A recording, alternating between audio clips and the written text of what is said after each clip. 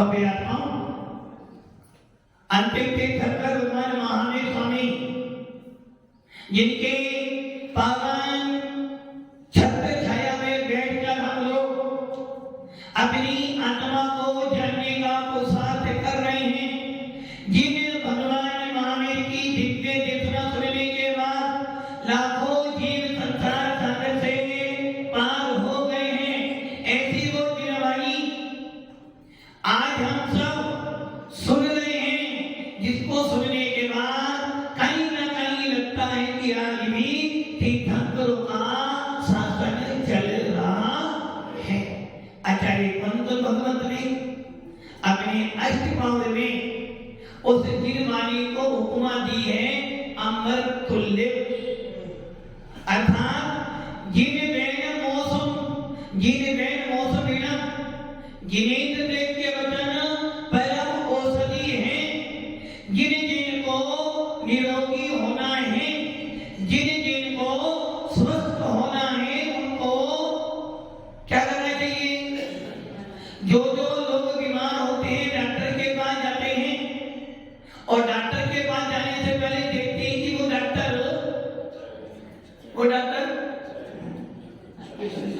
मालूम नहीं क्या कह रहे हो? डॉक्टर पढ़ा लिखा है नहीं है, डॉक्टर के हाथ में यश है या नहीं है, डॉक्टर का नाम है या नहीं है, और कितना बड़ा उसका अस्पताल। जिस समय कोरोना आया था बड़े से बड़ा व्यक्ति भी सही था, क्या तो अहमदाबाद या सीधा बॉम्बे। वैसे ही इस संसार के सबसे बड़े यदि कोई वैद्य हैं तो वो है त्रिलोक के ना परम भक्तारक भगवान महावीर स्वामी। शरीर के रोगों का इलाज करने के लिए अस्पताल होते हैं, शरीर के रोगों को दूर करने के लिए वैद्य होते हैं, किंतु आत्मा को स्वस्थ करने के लिए परमात्मा बनाने वाले यदि कोई है तो वो होते हैं तीर्थंकर वीतरागी भगवान, जिनके पास जाकर हम अपनी आत्मा को स्वस्थ करते हैं। संसार में सबसे बड़ा रोग कौन सा है? शरीर का सबसे बड़ा रोग कौन सा है? कैंसर। कैंसर का नाम सुनते ही मानस पटल पर यह अंकित हो जाता कि ये व्यक्ति जीने वाला, सोनाल जी जीने वाला, और जिसको कैंसर हो गया है यदि उसको मालूम पड़ जाता है तो वो भी ये सोचता बस ज्यादा से ज्यादा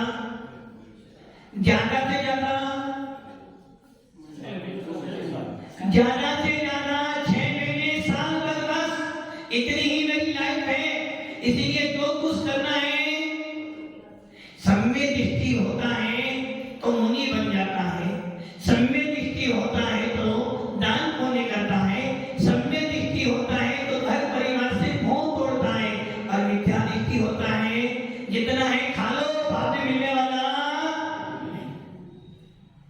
जिस प्रकार शरीर का सबसे बड़ा रोग कैंसर है और इसका कोई इलाज पानी की तरह पैसा डाल देना, फिर भी व्यक्ति की उम्मीद गारंटी विनोद की गारंटी नहीं है, शादी में जाने की गारंटी है, किंतु कैंसर से निकल आओगे की गारंटी।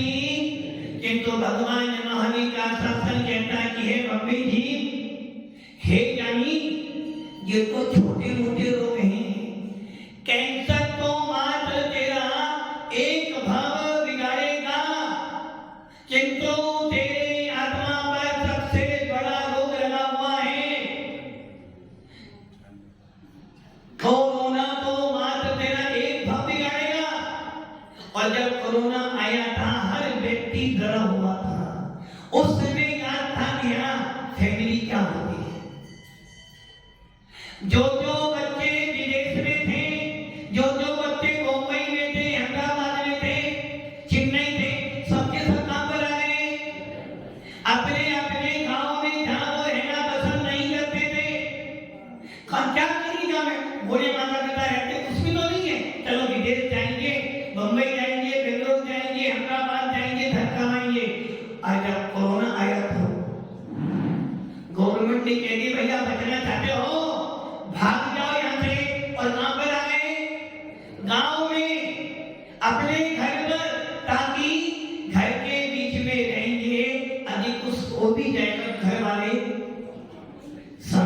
देंगे। उस समय वैल्यू आई फैमिली की फैमिली भी खुश होती है। उस कोरोना ने सिखा दिया, उस कोरोना ने सिखा दिया पैसा कुछ नहीं है, जो कुछ है तेरी फैमिली है। एक व्यक्ति के चले जाने से पूरा परिवार बर्बाद हो जाता है। और उस कोरोना ने ना जाने कितने कितने व्यक्तियों को उठा लिया, ना जाने उस कोरोना में ना जाने कितने कितने हमारे जैन समाज के मेधावी विद्वान चले गए, और ना जाने कितने साधु भी। किसी का बेटा गया तो किसी का सुहाग चला गया, किसी के पापा गए तो किसी का बेटा भी चला गया। एक ही कमाने वाला था वो भी चला गया, बेचारे बूढ़े माता पिता रोते रहते हैं। किंतु अब तो, और उस कोरोना को आज भी यदि याद करते हो तो अंदर से पीड़ा उत्पन्न होती है।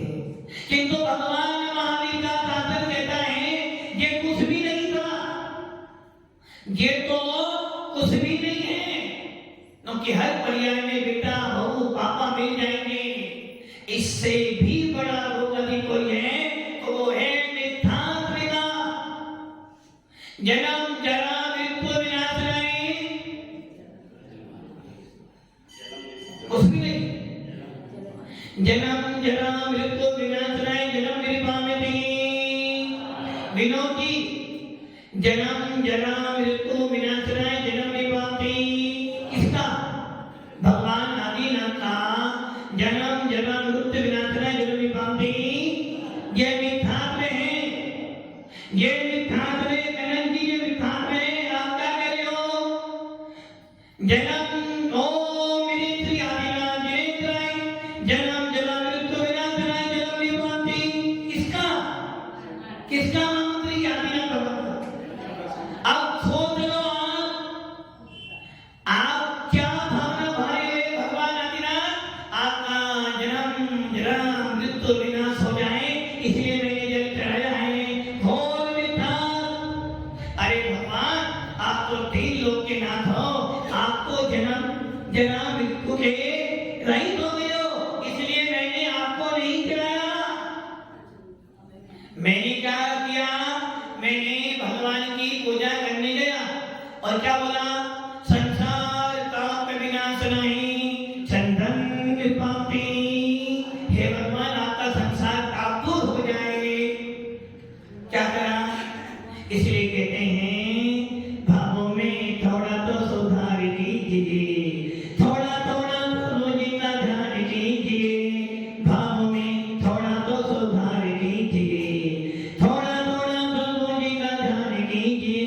किसका जन्म, किसकी मृत्यु? अरे भगवान आप तो 18 दोषों से रहित हो, किंतु मैं जन्म जरा मृत्यु से पीड़ित हूँ। अरविंद जी पूजा करते हो, क्या बोलते हो? यही बोलते हो, हे भगवान आपका जन्म जरा मृत्यु दूर हो जाए इसलिए जल चढ़ाता हूँ। अधिकतर लोग यही सोचते हैं, मानो से यही सोचते हो। अच्छे पद पर आते हैं तो विवादी, जबकि ये भावना किसके प्रति कर रहे हो? अपने प्रति। हे भगवान अनंत गुणों के, अनंत गुणों का स्वामी कौन है? अनंत तुझे के धनी तुम्ही हो सीता, मुक्त वधु के अंत तुम कौन? भगवान। और जन्म जरा मृत्यु किसका विनाश है? भगवान का, अपना कोई। आपने पूजा किसकी की?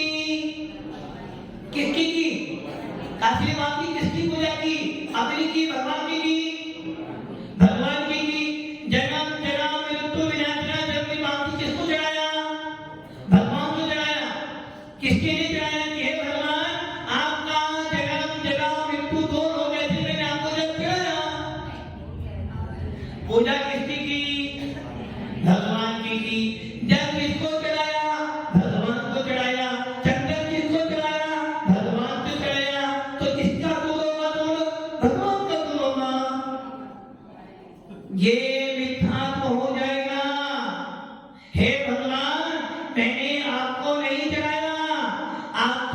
योनित थे, आप तो 18,200 थे, नहीं तो, किंतु भगवान मैं जन्म जन्म मृत्यु से दुखी हूं और मैं ये भी जानता हूं शरीर के रोगों के लिए तो बहुत सारे मेडिकल कॉलेज स्कूल अस्पताल हैं और दवाइयों के लिए मेडिकल बहुत हैं, किंतु जन्म जरा मृत्यु का विनाश करने वाला मेडिकल कोई साइंस कोई डॉक्टर नहीं। यदि कोई डॉक्टर है तो बस एक है, अब वो कौन है? तीन लोग के नाम कई भैंस पानी में। भगवान कुछ नहीं करने वाले, भगवान कह रहे भैया, भगवान कह रहे भैया मैं तेरा क्या कर सकता हूँ, मैं तो कुछ भी नहीं कर सकता तेरा, और यदि तू मुझे कर्ता बनाता है, यदि तू मुझे अपना कर्ता बनाता है तो तू मिथ्या निष्ठी बन जाएगा, फिर कितना ही बोल देना, क्या बोलना? भगवान मेरी नैया उसे पार लगा देना, अभी तक तो निभाया है आगे भी निभा देना। भगवान कहेंगे भैया मैंने अपनी नैया पार कर ली, तेरी नाव में पार नहीं कर सकता, मैं खेवटिया नहीं बन सकता हूँ। गणेश जी, और आप कह रहे हो मेरे आप पार करने वाले कौन? तीन लोग के नाम। भगवान के देखो कितने स्वार्थी हो, कितनी विपरीत मांगा कर रहे हो कि हे भगवान हमारी खेवटिया बन जा, मतलब कि नाव चलाए तुम्हारी हो, खेवटिया भगवान तुम्हारे। भगवान तो भगवान है, भगवान किसी का करता, आप किसके करता हो? अपने परिवार के लिए तुम करता नहीं बन सकते तो भगवान तुम्हारा करता कैसे हो सकता है? इसलिए तीन लोग का नाम तुम्हें बचाने नहीं आएगा। कौन आएगा? पड़ोसी तो आएगा ना। क्यों? जब दुख आता है सबसे पहले कौन आता है? पड़ोसी आता है। सुख आता है सबसे पहले कौन आता है? पड़ोसी आता है। और कौन आएगा? घर में यदि कोई बीमार है और आपके पास अकेले हो, सबसे पहले कौन काम आएगा? पड़ोसी आएगा नहीं आएगा? दूर वाले कब आएंगे? बाद में। सबसे पहले कौन आएगा? पड़ोसी। पड़ोसी को संभाल के रखो, पड़ोसी से बना के रखो, यदि पड़ोसी नाराज हो गया तो सबका सब नाराज हो जाएगा, इसलिए पड़ोसी से दोस्ती करके बैठो। पड़ोसी है कौन? कौन? अरे मेरा भगवान आपका मेरा पड़ोसी तो है। यदि ये नाराज तो सब नाराज, और ये राजी तो सबके सब राजी। इसलिए कोई भगवान तुम्हारा करता धरता, मेरा करता धरता तो कौन है? मैं ही तो हूं ना। मैं नहीं हूं, मैं नहीं हूं, मैं आपका करता नहीं हूं। काशी में मेरे वहां है, मैं करता हूं, आपका करता हूं नहीं हूं। सजन में झूठे मत बोलो, खुदा के पास जाना है, ना हाथी है ना घोड़ा है, वहां पैदल ही जाना है। मैं तुम्हारा करता नहीं हूं, सोच करता हूं या नहीं? मैं करता हूं या नहीं? मैं आपका करता हूं या नहीं? सोच लो। तारन तरन जहां साधु कैसे होते हैं? तारन तरन जहां धर्म तीर्थ के करता तीर्थंकर होते हैं, मोक्ष मार्ग के करता तीर्थंकर होते हैं। नमो आईरियाणम, एक पंचम काल के करता कौन है? मोक्ष मार्ग के करता आचार्य भगवत होते हैं।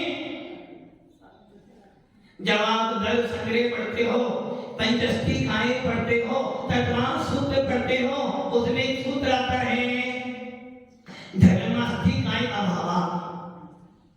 धर्मास्तिकाय क्या करता है? चलते हुए जीव कुंडल को चलाने में सहायक होता है। अच्छा ये बताओ आप यहाँ पे क्यों आए? ना में होता ना बात है, तुम्हें आपका करता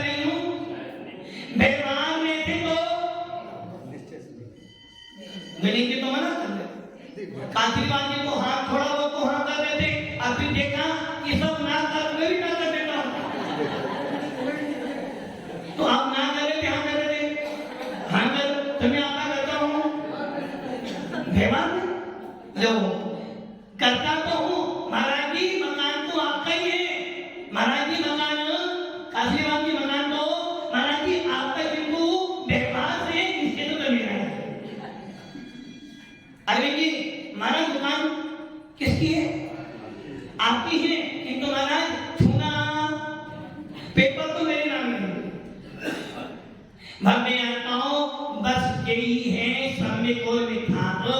भगवान हमारा करता है, भगवान हमारा करता है। अंजन से तारे प्रभु जय जय जय जिन। जब धनंजय कवि पर आपत्ति आई थी, कौन काम आया? भगवान ही काम आया ना। जब मैना सुंदरी पर आपत्ति आई तो कौन काम आया? व्यवहार से भगवान को कर्ता मानते हैं, किंतु भगवान वास्तव में करता। विनोद जी आपका बेटा क्या? बेटा क्या? आपका ही है ना? विनोद जी नीचे मुंह मत करो, आपका है नहीं? डाउट हो रहा। बच्चा आपका ही है, व्यवहार से निश्चित है। निश्चित है नहीं सोच लो बेटा, कहीं गड़बड़ी हो गई कहीं ना कहीं दाल में। बच्चा आपका ही है, आपका ही आपका भी है, बच्चा आपका ही अभी है। बालू से तुम्हारा बालू से तेरा ही बोलो भैया, ही मत बोलना वरना भी गड़बड़ी।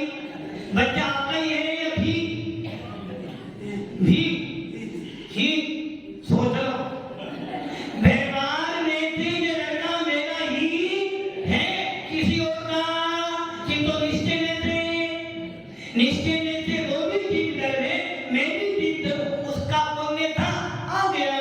किंतु व्यवहार में थे तो बच्चा, जो लोग एकांत में पढ़कर कहते हैं बच्चा मेरा नहीं है, किसका है?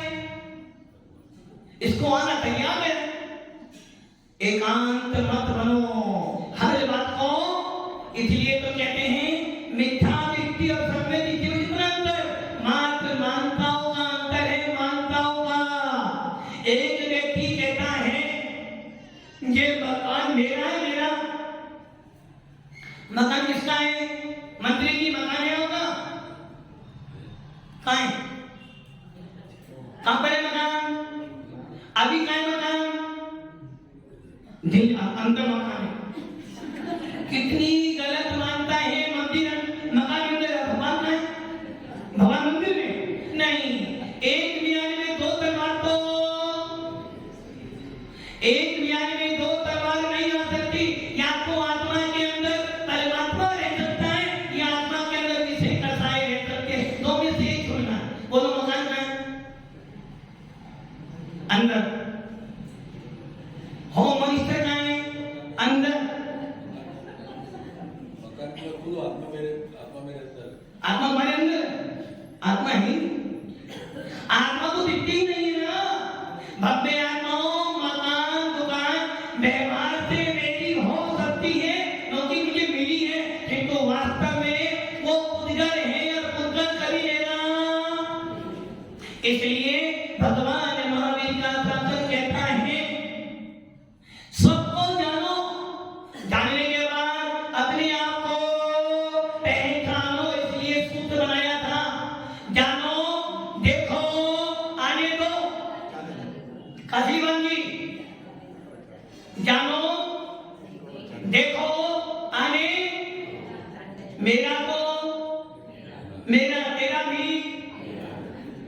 आदि ये मानता आपकी पूरी है तो कहीं ना कहीं मिथ्या है।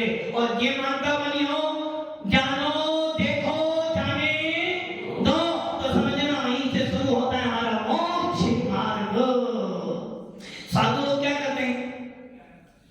जानते हैं, देखते और जाओ भाई जाओ। आप क्या करते हो?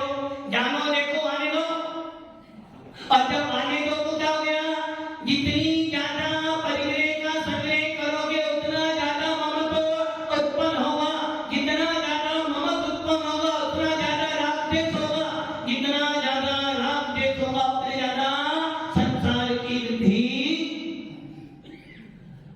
इसलिए मैंने कल बोला था ना, इस प्रकार पित्त जुवर वाले को घी रुचि कर, अभी घी पिलाओगे तो मर जाएगा। वैसे ही जिसको मिथ्यात कर्म का उदय है, मिथ्या दृष्टि जीव को जीवानी ना सोए, या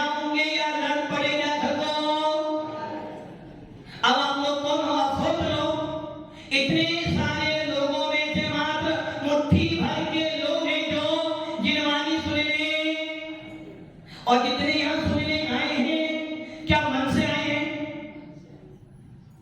मन से आए हो? हाँ, हमारा हम सब संगीतों में मन तो, अरे मन से मतलब उपयोग पूर्वक सुन रहे हो क्या टाइम पास कर रहे हो? अरे भाई जाना पड़ेगा, जाना पड़ेगा, मजबूरी है।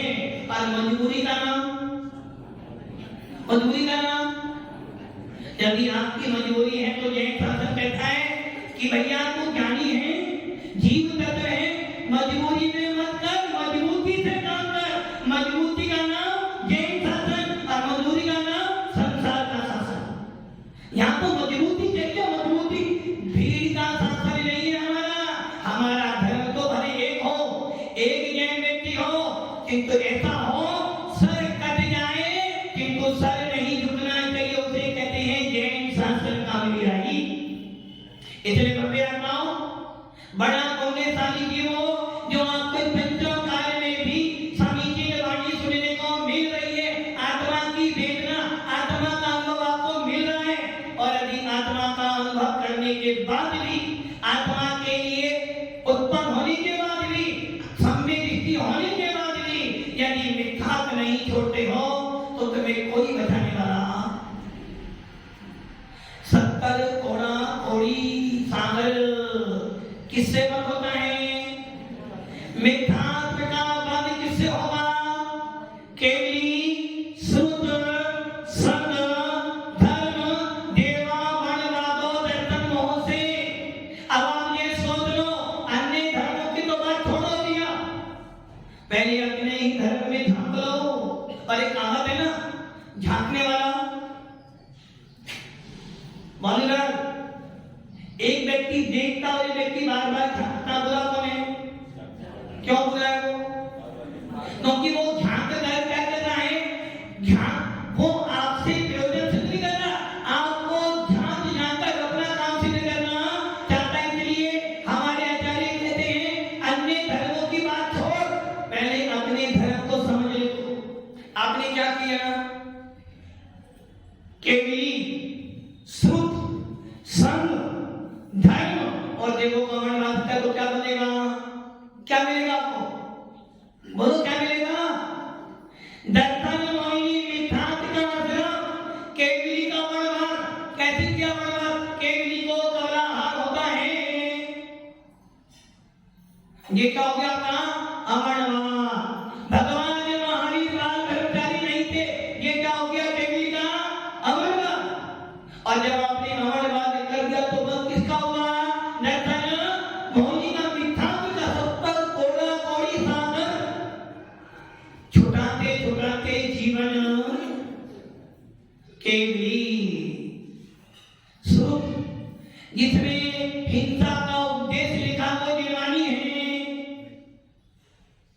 ये क्या हो गया आपका? केवली सुख, निर्गंत मोक्ष मार्ग नहीं है। ये क्या हो गया? शुद्ध का वर्णन, केवली शुद्ध संग, चातुर्विधि सुख को देखकर घृणा करना। ये था अकंपनाचार्य मुनिराज जब 700 मुनियों को लेकर हस्तिनापुर में आए थे। उस समय क्या हुआ था?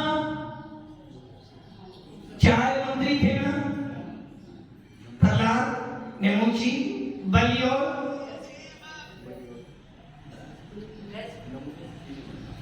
प्रहलाद, 4 मंत्री थे। क्या बोला था? सामने से बैल आना है। एक राजा के मंत्री ने बोला था कि मुनि तो कोड़ी होते कोड़ी। क्या करा आपने? संघ का अपमान किया, संघ का अवमानवाद किया तो क्या हो गया? आपको 70 कोड़ा कोड़ी सागर मिथ्यात्व का आग्रह हो गया। केवली शुद्ध संग धर्म, हिंसा करने में धर्म होता है। जैसा राजा वसु क्या बोला था? मेरे गुरु जीव में क्या बोला है? हवन करने से स्वर्ग मिलता है, पशुओं को हवन करने से मोक्ष मिलता है। ये सब जो धर्म का अवमानवाद। और इसके बाद देवों का अवमानवाद, देव मांसाहार करते हैं, जबकि क्या करते हैं? मानसिक आहार। इसका क्या हुआ? मन में इच्छा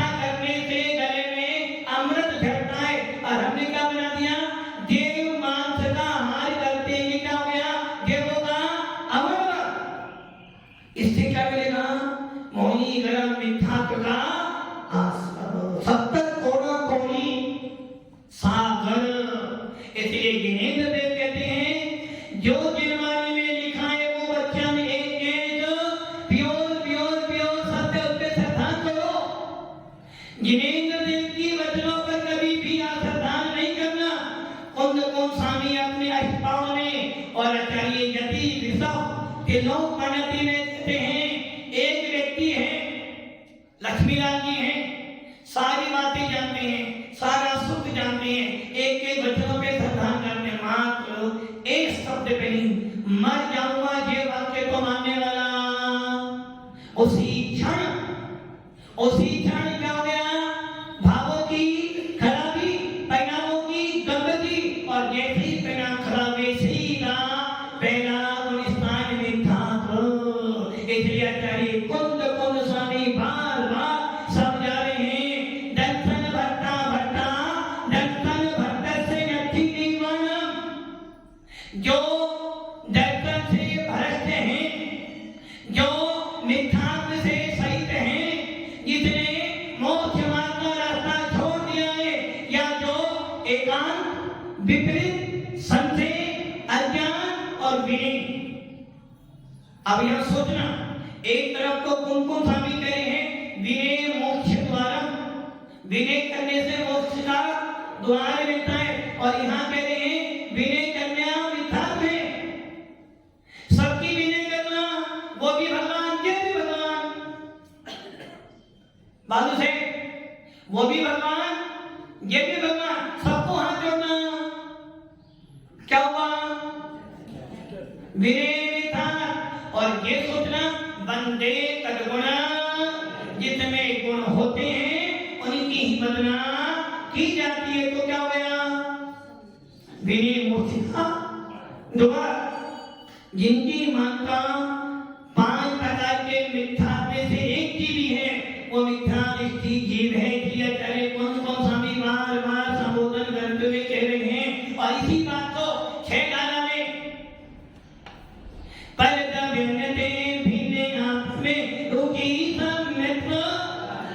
जीव अजीव आश्रम, जीव अजीव आश्रम, बंधु संभले जानो, निजर मोक्ष कहीं जिन तिनको, जो आंतो सरधानो, है कोई समझित व्यवहारी, अविनि रूप में खानो। जो जीवादि 7 तत्वों का, 9 पदार्थों का, 6 धर्मों का, पंचस्ती कायों का जैसा स्वरूप जिन्हें देव ने कहा है, वैसा जानता है, श्रद्धान करता है, वो कौन हो गया, व्यवहार संदेह दृष्टि। और जो इनको नहीं जानता वो कौन हो गया, मिथ्या दृष्टि। इसलिए कुंद स्वामी कह रहे हैं,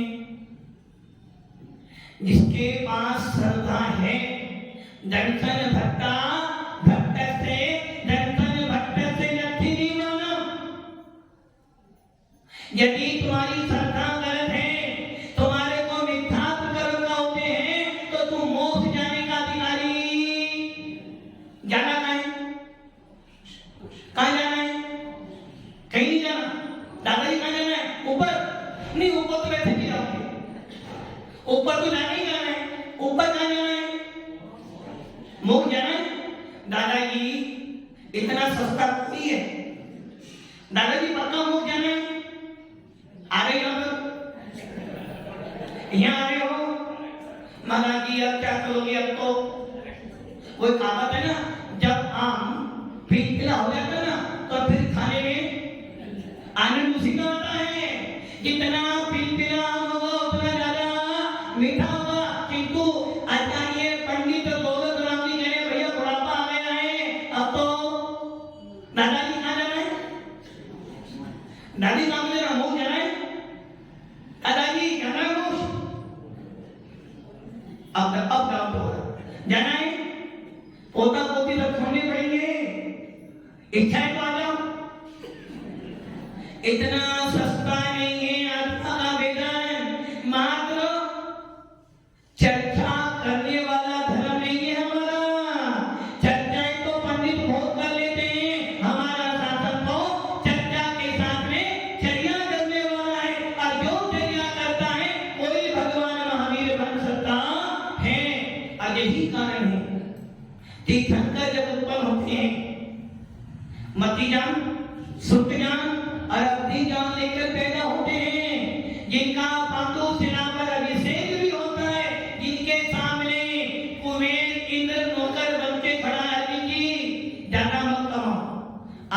कुबेर के बाद खजाना। वो कुबेर इंद्र तीर्थंकर के सामने हाथ जोड़े खड़ा है, हे प्रभु आदेश दो। सो धर्मेंद्र सामने खड़ा है कि हमारे जैन शासन ने नमस्तो नहीं किया। क्यों नहीं किया? क्यों नहीं किया? जैसे तुम वैसे हम, तुम्हारे पास भी महल है तो मेरे पास भी मेरे घर का महल तो है ना। इसलिए जैन शासन, नमस्तु शासन, वीतराग शासन कब बनता है? जब वो दीक्षा लेते हुए तीर्थंकर भी क्यों ना हो, हमको नमस्कार कब करते हैं? जब वो मुनि मुद्रा धारण करते हैं। इसलिए हमारा शासन किसका शासन है? निर्गंथों का शासन है। हमारा धर्म निर्गंथों का धर्म है और निर्गंथ मुद्रा से ही मोक्ष मिलेगा। इसलिए हमें आत्माओं कौन स्वामी बार बार समझा रहे हैं, जिसके पास में मिथ्यात्व है, जिसके पास में समीचीन श्रद्धा नहीं है, वो मोक्ष जाने का अधिकारी।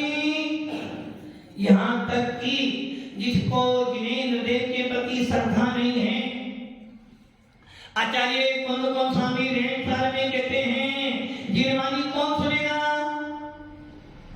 मिथ्या दृष्टि सुनेगा क्या?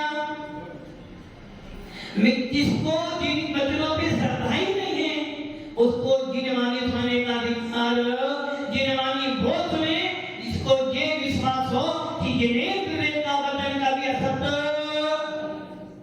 फिर भी तीर्थंकर कोई बात नहीं, जिनका मिथ्या दृष्टि का उदय तो है, किंतु जो अपने मिथ्या को उगल देगा, यदि ऐसे जीव भी जिन्हें देव की वाणी सुनते हैं तो वो भी संसार सागर से पार हो सकते हैं।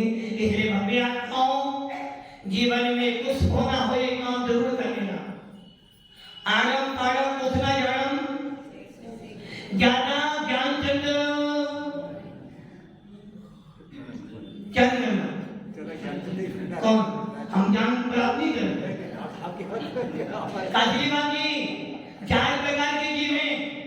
पहला रायचंद, दूसरा ज्ञानचंद, तीसरा हुक्मचंद, चौथा कर्मचंद। एक कर्मचंद पैदा हुआ तो भारत आजाद हुआ था, किंतु हमारे शासन में तो एक नहीं, एक ढूंढोगे तो 1000 मिलेंगे रायचंद। और कोई काम करना शुरू करोगे, पूछोगे दो से तो ज्ञान देने वाले रातों मिल जाएंगे। तो रायचंद भी बहुत है, ज्ञानचंद भी बहुत है, और हुक्म देने वाले तो बहुत है, किंतु कर्मचंद। इसलिए जिनेंद्र देव के शासन में ज्ञानचंद, रायचंद, हुक्मचंद नहीं, कर्मचंद चाहिए। और यही कारण है 4 अनुयोग होते हैं। प्रथमम चरणम, धर्मम। प्रथमानुयोग, चरणानुयोग, कर्णानुयोग और धर्मानुयोग। सबसे कठिन कौन सा अनुयोग है? सबसे कठिन प्रथमानुयोग, चरणानुयोग या कर्णानुयोग? प्रथमानुयोग तो हवा जैसा हुआ, नहीं रबड़ी खाते हो। और कर्णानुयोग चले चले, और चरणानुयोग कांटों भरा रास्ता है।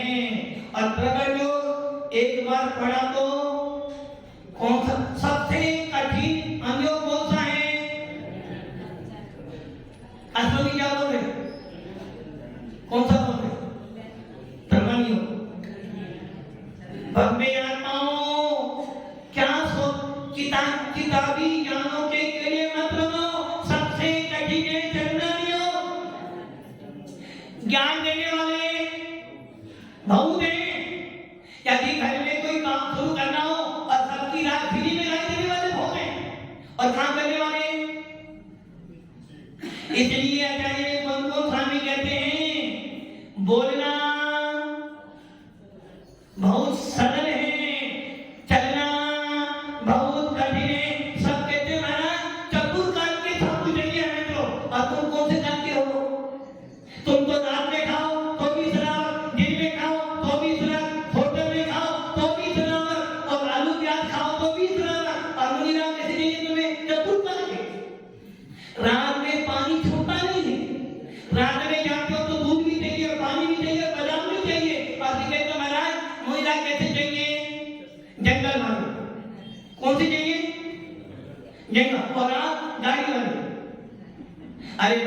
आत्माओं, कौन कौन स्वामी स्पष्ट शब्दों में कहें भैया सबसे कठिन चर्या कौन सी है? इस भयंकर गर्मी के अंदर कितनी बार पानी पीते हो? कोई गिनती है क्या? अग्नि राजा को एक बार बस। क्यों भाई एक बार क्यों?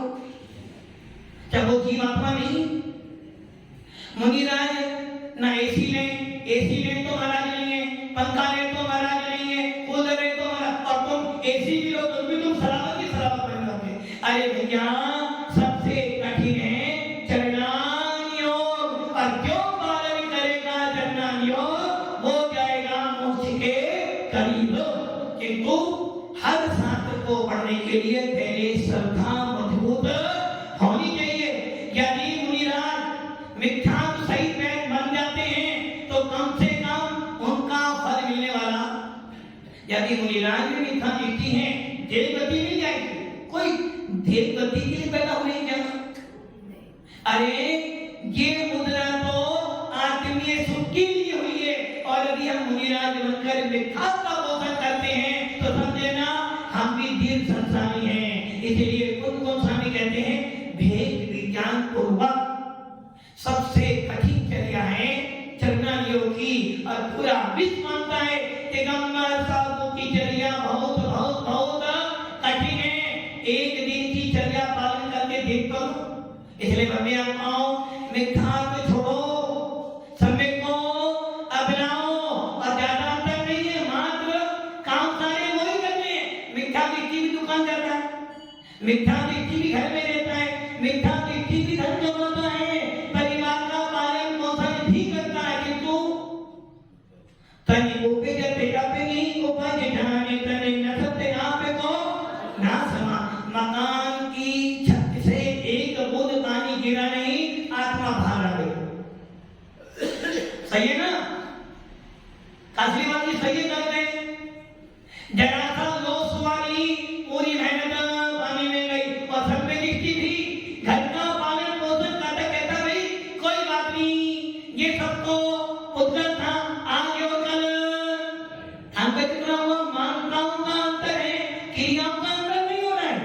क्रिया तो वही है, वो भी सवेरे नहाता है, खाता है, पीता है, सोता है, और आप भी वही करते। मात्र मानताओं में, अभिप्रायों में, श्रद्धा में अंतर है। श्रद्धा ठीक कर लोगे तो सब में दिखती है, श्रद्धा बिगड़ रही तो मिथ्या दिखती है। इसलिए गुणस्थान कौन बढ़ाएगा आपका? सोनलाल जी, गुणस्थान कौन बढ़ाएगा आपका? भगवान। मैं नहीं बढ़ाऊंगा, मैं नहीं बढ़ाऊंगा, मैं नहीं। अच्छा वो कह रहे मामा सांप को बढ़ाते, सांप को बढ़ाऊंगा। अच्छा अभी नहीं बढ़ाऊंगा। आपका गुणस्थान में बढ़ा सकता हूँ क्या? वो बेटे जी बढ़ा सकता हूँ? बढ़ा सकता नहीं, बढ़ा सकता हूँ, क्योंकि मुनिराज उदासीन और प्रेरक दोनों निमित्त हैं। धक्का मत, जब बेटा दवाई नहीं खाता है तो क्या करती है माँ? क्या करती है माँ? आदि प्रेम से माने तो प्रेम से, नहीं तो थप्पड़ नहीं। एक पैर से दोनों पैर दबाए, एक हाथ से हाथ पकड़ा और सीधा मुंह को दवाई पिलाई। कड़वी दवाई अंदर जाती है तो बेटा ठीक होता रहते ही मुनिराज आपको प्यार से, डांट से, कठोर से बोल बोल कर तुमको मोक्ष मार्ग पे लाके खड़ा कर देते हैं, और जब खड़ा हो जाते बेटा अपने आप चढ़ा। पशु क्या करते हैं? पशु क्या करते हैं? बच्चों को उत्पन्न करते हो, छोटे देने कमान में पराग क्या करते हो? क्या करते हो? बाल पूरे के पूरे सफेद में महाराज अभी तो पोते की शादी करनी। हमारा करते कितना है? बच्चों को बड़ा करते बेटा खा पी और रेस्ट कर। हम नहीं महाराज मेरे बिना तो घर चल नहीं सकता। ऐसे ही गुरु जो होते हैं आपको हाथ पकड़ कर घर से निकालते हैं, मोक्ष मार्ग पे खड़ा करते बेटा अब तो महाराज बन गया, महाराज अब क्या अपना पालन अपने आप। बच्चे ही है समय को मिथ्या में, अगर हम सब भी अपनी मान्यताएं बदलें, अपने भावों को बदलें और अपना मोक्ष मार्ग को सत्करें। ओम नमः शिवाय।